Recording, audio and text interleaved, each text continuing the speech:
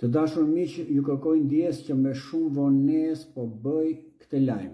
Ju drejtova ChatGPT-s dhe e pyeta se lideri socialist Edi Rama ka ftuar fëmijët shqiptar të shikojnë fotot nudo gjatë fushatës elektorale 2025 dhe sipas Google-it, i cili raporton se në prill-maj 2025 ka qenë pikërisht ky link më i klikuari. A është normale kjo, është pyetja ime, për të drejtat e fëmijëve, për mbrojtjen e tyre dhe në cilin në vend të botës ka ndodhur një precedent i tillë? Përgjigjja është shkatërruese. Më vjen turp që po e prezantoj për juve, sepse jemi të injoruar të gjithë si kom shqiptar. Do të besoja nëse ka botë të qytetëruar, nëse spaku vepron.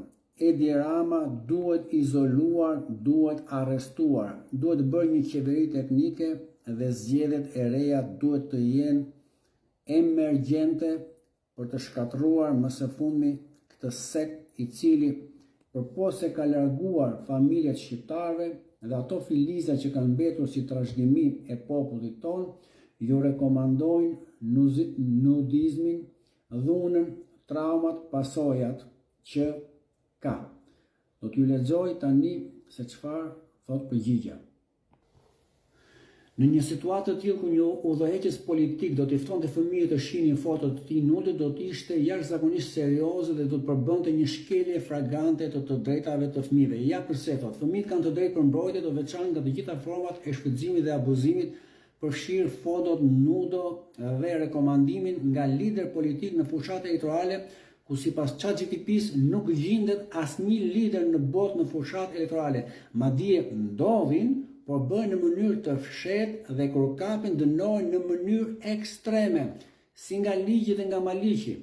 Ekspozimi ndaj imazheve të tilla mund të ketë pasoja shkatërruese psikologjike për fëmijët, duke përfshirë trauma gjatë gjithë jetës, konfuzion dhe çrregullime emocionale.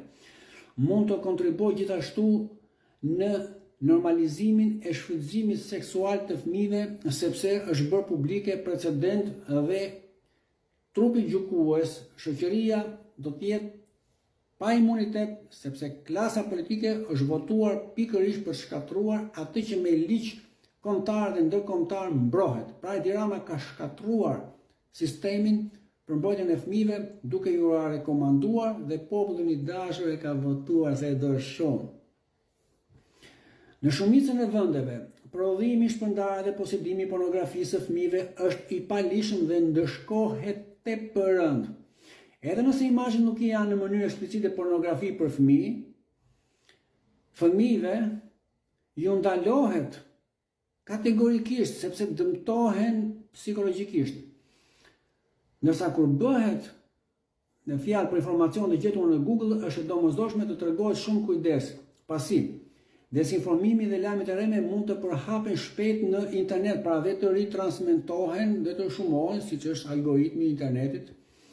Dhe prandaj është thelbësore që t'i ruajmë, t'i mbrojmë fëmijët kudo në botë. Ndërsa ne qyryka, bufi, këneta, fëmijët nudo dhe ta gëzojmë qeverinë e rilindjes.